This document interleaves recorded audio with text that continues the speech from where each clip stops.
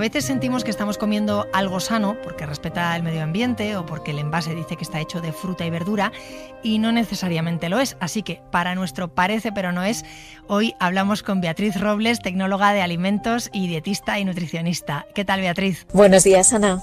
Queríamos preguntarte por esas hamburguesas, esas salchichas que saben a carne, aunque no son de carne, están hechas de vegetales. ¿Qué ingredientes tienen para emular ese sabor y apariencia a carne? Pues tendríamos dos enfoques, unas que están hechas puramente a imitación de los productos animales con ingredientes vegetales, pero sin tecnología más avanzada, digamos, y otras que igualmente tienen ingredientes vegetales, pero tienen algún ingrediente obtenido por una biotecnología, por ejemplo, insertando ADN de un organismo que nos interese en una levadura para conseguir una proteína específica. Serían dos alternativas. Eso suena, eso de meter una proteína me ha sonado a ciencia ficción, sí. Beatriz.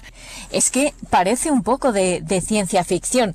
Como el objetivo es conseguir un alimento lo más parecido a la carne, lo que se ha visto es que hay una proteína concreta, la proteína hemo, que es la que le da ese sabor a la carne tan característico cuando se cocina. Entonces, esa proteína que está en la carne, en la mioglobina, en la hemoglobina de la carne, lo que han hecho es, han visto que también aparece en los nódulos de las leguminosas, o sea, de las legumbres, y para conseguir hacerla en grandes proporciones, pues se ha insertado el ADN de esa leguminosa en un microorganismo, en una levadura, y así se produce esa proteína en grandísimas cantidades y luego se añade como ingrediente a la carne. O sea que efectivamente parece un poco de ciencia ficción, pero en realidad es pura tecnología alimentaria. Bueno, para quienes nos estén escuchando, que sepan que hay hamburguesas vegetales que se pueden hacer en casa y usando también legumbres normalmente, pero que no tienen nada que ver con inyectarle ADN ni con levaduras. ¿Qué van a llevar estas hamburguesas? Garbanzos cocidos, puerro, perejil, zanahoria rallada, remolacha rallada para darle el colorcito ese de la carne, cebolla, lino triturado en agua, copos de avena, nueces, harina de garbanzo, aceite y especias, ajo y un poquito de miso. Pero aparte de estas que podemos hacer en casa, las que compramos en el supermercado, algunas son ultraprocesadas con colorantes y conservantes y otras no. Beatriz, ¿cuál es la diferencia? Sí, la mayoría de las que nos encontramos en el supermercado van a llevar una legumbre, generalmente soja, guisante u otro tipo de legumbres y cereales, pero muchas de ellas además llevan almidones, llevan harinas, grasas vegetales refinadas de muy mala calidad y al final no se distinguen prácticamente en nada de un ultraprocesado, que es lo que estabas comentando. Tienen también muchísima cantidad de sal. Yo hasta ahora en el mercado las que he encontrado son prácticamente estas. Es mucho más difícil encontrar una que lleve solo pues legumbre, cereales y aceite de oliva virgen extra, por ejemplo. Lo mejor, la receta que has dado, hacerla en casa con nuestras legumbres en la proporción que nosotros queremos.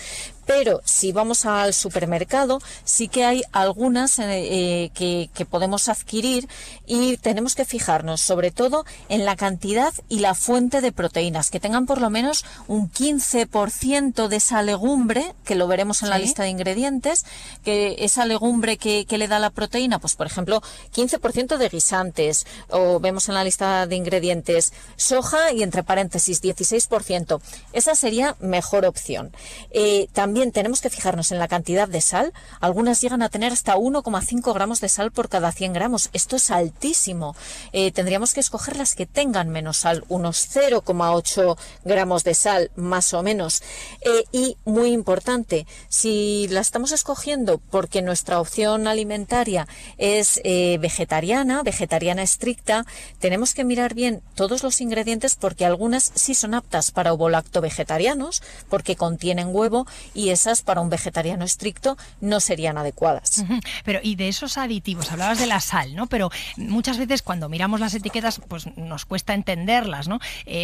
¿Cuál es el aditivo menos perjudicial y cuál es el más perjudicial para que nos podamos fijar al comprarlas? Sí, cuando hablamos de aditivos todavía tenemos esa idea de que hay aditivos malos, controvertidos y aditivos que son inocuos. aditivos, en realidad no es así. Todos los aditivos que se comercializan en la Unión Europea son seguros, pasan estrictos protocolos de seguridad basados siempre en la evidencia científica y por lo tanto no van a tener ningún problema de seguridad. ¿Qué pasa? Que si un alimento indica que tiene muchos aditivos, probablemente estamos ante un ultraprocesado. El problema no son los aditivos, el problema es el conjunto del alimento, que tiene materias primas de mala calidad. Entonces, si vamos a la lista de ingredientes, ¿en qué tenemos que fijarnos? Intentar que no tenga harinas refinadas. Por ejemplo, cuando pone harina de trigo o harina de centeno, que sea integral a ser posible.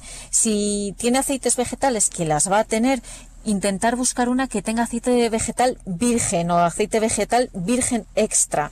Esas serían las pautas fundamentales, más que preocuparnos por esos aditivos. Y desde luego saber que si llevan muchos aditivos probablemente sea un mal producto, pero como digo, por el resto de ingredientes, por esas materias primas de baja calidad. Más que preocuparnos, observar y comparar. Muchísimas gracias, Beatriz Robles, nutricionista y tecnóloga de los alimentos. Un abrazo. Un abrazo.